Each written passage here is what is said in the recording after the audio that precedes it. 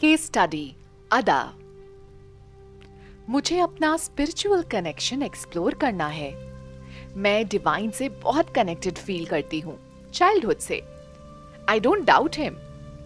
एक और चीज है, मुझे अकेला पन्ना अच्छा लगता है। I really enjoy being alone. In fact मैं स्ट्रगल तब करती हूँ जब मैं लोगों के बीच में होती हूँ। थोड़ा स्ट्रेंज है। ऑल्सो मेनी टाइम्स मुझे अनलव्ड फील होता है, जैसे कोई मुझसे प्यार नहीं करता। ऐसा क्यों है मेरे साथ, और मेरा स्पिरिचुअल पर्पस क्या है? I wish to know that. Ada had a confident and sweet personality. उसका ईश्वर पर एक प्योर विश्वास रखना इंस्पायरिंग था। We fixed up her session online. Session. मेरे पैर गंदे हैं, मिट्टी लगी हुई है। एक गांव जैसा दिख रहा है। छोटा सा घर है और मेरा नाम शांति है। मेरी अभी शादी हुई है। साथ में मदर इन लॉ रहती हैं और वो मुझसे प्यार करती हैं। पर मुझे ये जगह पसंद नहीं आ रही। छोटा सा गांव है। शादी के बाद मैं यहाँ आई हूँ। I feel suffocated. I am not able to adjust. शायद मेरी शादी मेरे स्टैंडर्ड के हिसाब से नहीं हुई है। Okay, and what about your husband? वो भी बहुत अच्छे हैं, पर मुझे ये जगह, यहाँ का स्टैंडर्ड अच्छा नहीं लगता। मैं कोसती रहती हूँ अपनी लाइफ को कि मैं कहाँ आ गई।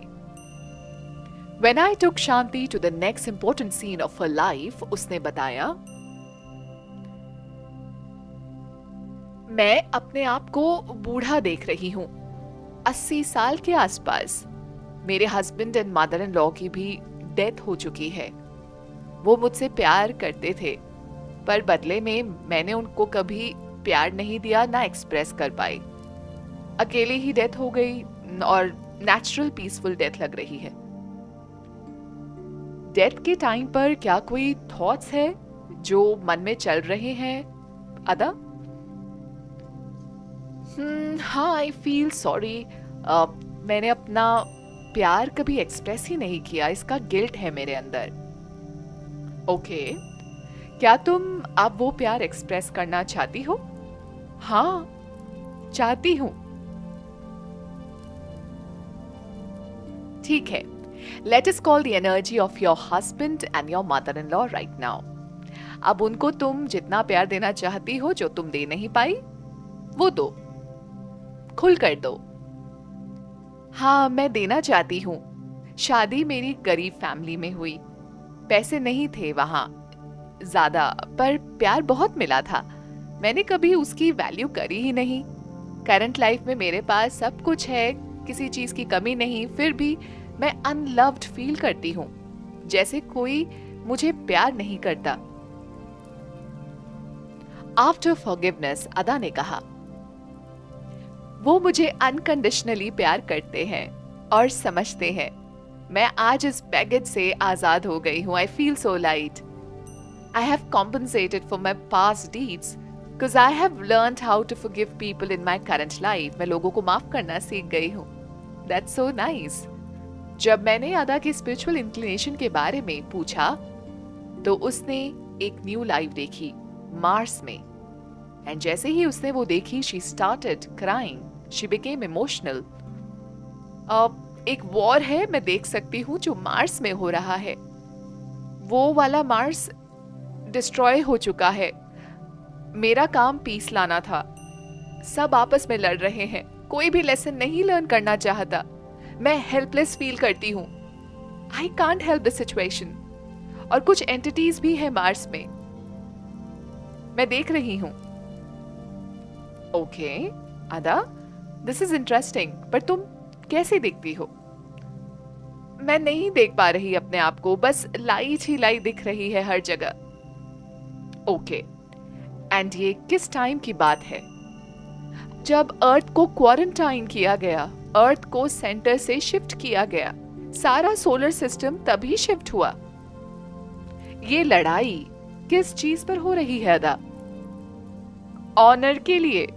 अपने प्लैनेट को प्रोटेक्ट करना, सब टेलीपैथिकली बात कर रहे हैं यहाँ कि हमें प्रोटेक्ट करना है। ये एक ऑनर है हमारे लिए। दो ग्रुप्स हैं यहाँ, कुछ लोग मार्स को प्रोटेक्ट करते हैं, कुछ डिस्ट्रॉय करते हैं। जैसे डिफरेंट कंट्रीज अपनी अपनी जगह को प्रोटेक्ट करती है ना, इसी तरह यहाँ भी यही हो रहा है।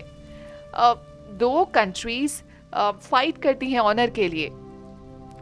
जो यहाँ का दुश्मन है वो किसी और प्लैनेट का है, वो क्रिएशन को डिस्ट्रॉय करता है। ये सब हमारे सोलर सिस्टम के शिफ्ट होने से पहले की वॉर है। ये पूरे गैलेक्सी को डिस्ट्रॉय करना चाहते हैं। Okay, and how do they look? पतले हैं, लंबे पैर हैं, और डिवाइन ने ही उन्हें बनाया है। ये सबसे अलग बात है, क्योंकि डार्कनेस भी सेम क्रिएटर को सर्व करता है, और ये बात हम भूल जाते हैं। बट डार्कनेस क्रिएट ही क्यों किया गया एट फर्स्ट प्लेस? मैं भी इस बात से नाराज हूँ, बोलती हूँ कि ईश्वर से गलती हुई है, डार्कनेस को क्रिएट ही क्यों किया गया। पर सच यही है, ईश्वर ने क्रिएशन में कभी कोई गलती नहीं करी। गलती हम करते हैं। सही और गलत हमारे सामने है, पर हम सही रास्ता अपने लिए नहीं चुनते। डार्कनेस से हम बहुत चीजें सीख सकते हैं जो हम सीखते नहीं। सो इस वॉर को फिर खत्म कैसे किया जा सकता है अदा? ये लड़ाई तो एंडलेस है, कहीं पर भी हो सकती है। हम ही रोक सकते हैं इसे। सब कुछ पता होने पर भी हम गलतियां क्यों करते हैं? यही मेरा सवाल है। ओके, फिर क्या हुआ मार्स पर उस वॉर के बाद? मैं मिस्ट देख रही हूँ, हेवी मिस्ट हर जगह। अब मार्स ने फिर से सरवाइव कर लिया है। विजिबल है सबके लिए, पर उसके अंदर जो भी लाइफ है वो कोई भी नहीं देख सकता। बहुत सारी कॉलोनीज हैं यहाँ अंदर, और यहाँ खाना नहीं खाता कोई। सॉइल के थ्रू यहाँ से लोगों को कुछ एनर्जी मिलती है। ओके, क्या तुम और कुछ शेयर करना चाहती हो? हाँ, यहाँ के जो लोग हैं ना वो अंडरग्राउंड रहते हैं। इनकी डेंसिटी अलग है ह्यूमन डेंसिटी से, इसलिए दे आर इनविजिबल। और अगर फ्यूचर में कभी किसी ने इन्हें देख भी लिया तो वो ये मेमोरी बाद में भूल जाएंगे, cause they are not supposed to remember it। सब प्लैनेट के लिए कोई ना कोई लेसन है। मार्स के लिए ये वॉर भी एक लेसन है, एक एक्सपीरियंस है। आई सी। सो क्या अर्थ का मार्स से कोई कनेक्शन है? हाँ, अर्थ पर अभी भी बहुत से लोग हैं जो मार्स में रहते थे कभी। मार्स डिस्ट्रॉय हो रहा था, सो उनको अर्थ पर शिफ्ट किया जा रहा था। सिर्फ मदर अर्थ गया ही उनको सपोर्ट कर सकती थी, इसलिए उन्होंने अर्थ में बर्थ लिया। ओके, सो ये लोग जो हैं जिन्होंने मार्स में लाइफ बिताई, क्या उनको अर्थ पर एडजस्टमेंट इश्यूज होते हैं? हाँ, अभी भी इन लोगों के अंदर फाइट करने की फीलिंग, एक पेट्रियोटिज्म है, क्योंकि उनकी लाइफ एब्रप्टली खत्म हुई थी ना मार्स में। वो ये लड़ने का जो जज्बा है अपने अंदर अर्थ पर भी कैरी कर कर ले आए हैं। But wars are not worth it. मैं खुद भी वॉरियर थी वहां पर। अब मैं समझती हूँ वॉर्स ठीक नहीं है। ईश्वर ने हम सबको बहुत कुछ दिया है। सी तालिबान, वो बुरे नहीं थे जब वो मार्स में रहते थे। वो वहां वॉरियर्स मार्स की हिफाजत करते थे, पर वो लॉयल्टी टुवर्ड्स देयर प्लैनेट, देशभक्ति कहीं ना कहीं मिसगाइडेड है, क्योंकि हम सीखते नहीं हैं। नाइजीरिया में भी यही लोग हैं। कितना सुंदर है, कितने मिनरल रिसोर्सेज हैं वहां। स्टिल पीपल फाइट, क्राइम्स होते हैं वहां। They are passionate about it. This is interesting Ada. पर उन लोगों को कैसे सिखा सकते हैं कि ये सब ठीक नहीं है? दे हैव टू अंडरस्टैंड कि सिर्फ वेपन निकाल कर चीजें नहीं मनवाई जाती। प्यार भेजना होगा इन लोगों को भी, ताकि वो प्यार की शक्ति को समझ सके, वॉर की शक्ति को समझ सकें। वो लो लाइफ कंडीशन में हैं, तभी ये सब करते हैं। हम सब प्रेयर्स के थ्रू प्यार भेज सकते हैं जहां पे भी वॉर होता है, ताकि लोगों के दिल में परिवर्तन आए। दैट्स ब्यूटिफुल अदा। कोई गाइडेंस है अपनी करंट लाइफ के लिए? तुम पूछ सकती हो। अदा की आवाज बदलती जा रही थी। ऐसा लग रहा था कि कोई और डिवाइन एनर्जी उसके थ्रू बात कर रही हो। The divine energy revealed that it was Mother Gaya's energy flowing through her. अदा मेरी एनर्जी से कई बार कनेक्ट करती है प्रेयर्स के थ्रू, मदर गया सेड। अदा एक बहुत अच्छी इंसान है। ईश्वर ने उसे नॉलेज भी दी है। उसे इस ख्याल से बाहर निकलना होगा कि उसको उसकी फैमिली या लव वंस ने अबेंडन किया है। किसी ने उसको नहीं छोड़ा, इसलिए वो डिटैच फील करती है। ये सिर्फ एक लाइफ लेसन था। पास्ट लाइफ में उसने प्यार को वैल्यू नहीं दिया, पर अब इस प्यार को अंदर नहीं रखना है, एक्सप्रेस करना है। चिंता की कोई बात नहीं। Show love to everyone around you.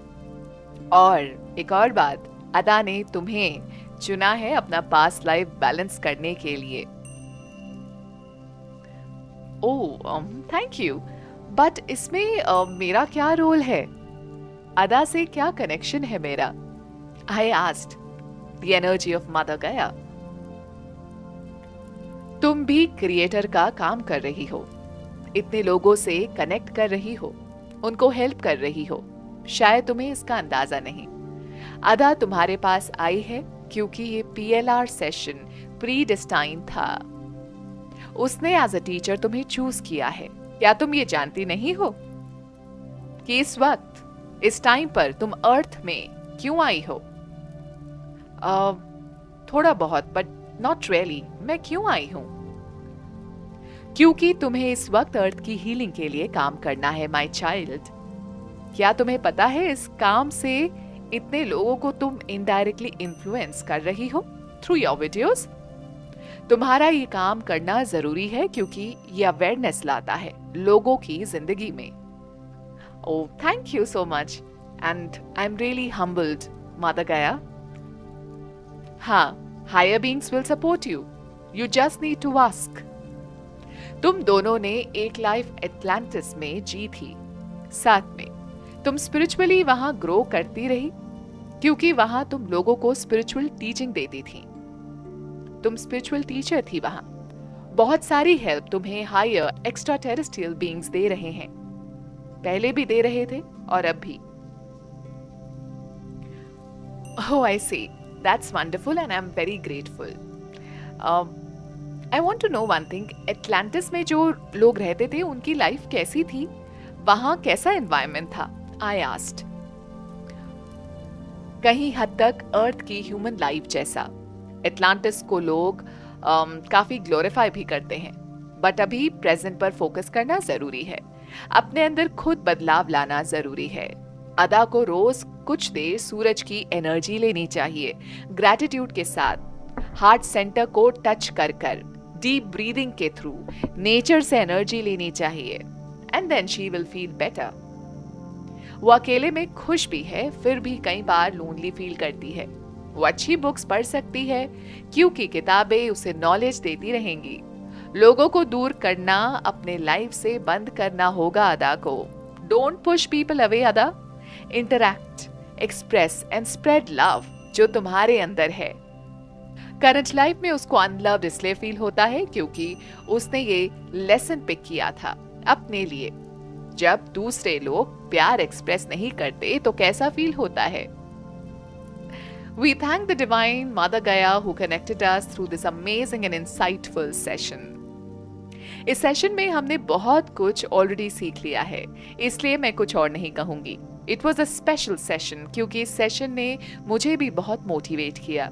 हाँ, इंटरेस्टिंग बात यह है जो अदा ने मुझे बाद में बताई कि उसको हमेशा से पैरों में दर्द फील होता था, एक नमनेस भी थी। वो अब एकदम गायब हो चुकी है, completely vanished. And I wished her all the best in life.